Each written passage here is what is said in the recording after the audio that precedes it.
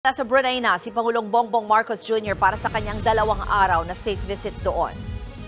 Live mula sa Bandar Seri Begawan, nasa frontline ng balitang yan, si Jenny Dongon. Jenny, ano oras ba dumating dyan ang Pangulo at may mga activities na ba siya? Ruth, pagdating niya nga dito, bandang alas 10 ng umaga ay tuloy-tuloy na ang bilateral meeting ni Pangulong Bongbong Marcos dito kay Sultan Haji Hassan Al-Bolkiah. Ito na yung ika-26 na foreign trip ni Pangulong Bongbong Marcos na ayon sa kanya ay bahagi ng kanyang foreign trip or traditional foreign trip sa mga kapwa niya ASEAN member state. Mainit nga siyang sinalubong ni Brunei Sultan Haji Hassan Al-Bolkiah kasama na itong si First Lady Liza Marcos. Ito yung unang state ni Pangulong Bongbong Marcos sa Brunei na itinuturing na powerhouse pagdating sa enerhiya. Kaya naman isa sa magiging focus ng kanilang bilateral meeting ang economic cooperation. Ang pagtungo dito ni PBBM ay kaugnay ng imbitasyon ni Sultan Bolkiah para pagtibayin pang 40 relasyon o 40 taong relasyon ng dalawang bansa.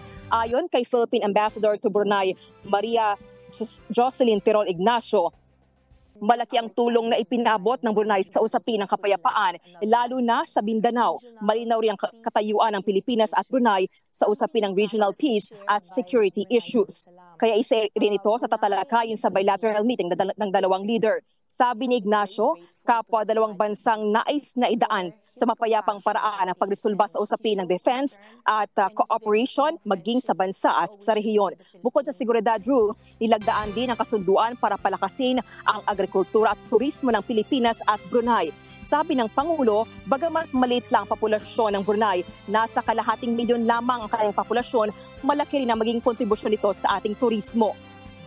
Isa rin sa highlight na aktibidad dito ang pakikipag-usap ng Pangulo sa Filipino community ngayong araw. Sa talanga, Ruth, ng embahada dito, nasa 22,932 mga OFW at temporary migrants document ang nandito ngayon sa Brunei at nasa likuran ko sila, nasa loob nitong gusali at hinihintay nga dito ang pagdating ni Pangulong Bongbong Marcos alas 4 ng hapon. At bukas naman, Ruth, ay kakausapin naman ni Pangulong Bongbong Marcos itong mga best business sector para naman hikayatin na mamuhunan sa ating bansa. At pagkatapos dito sa Brunei ay tutungo naman ang Singapore si Pangulong Bongbong Marcos. Ruth.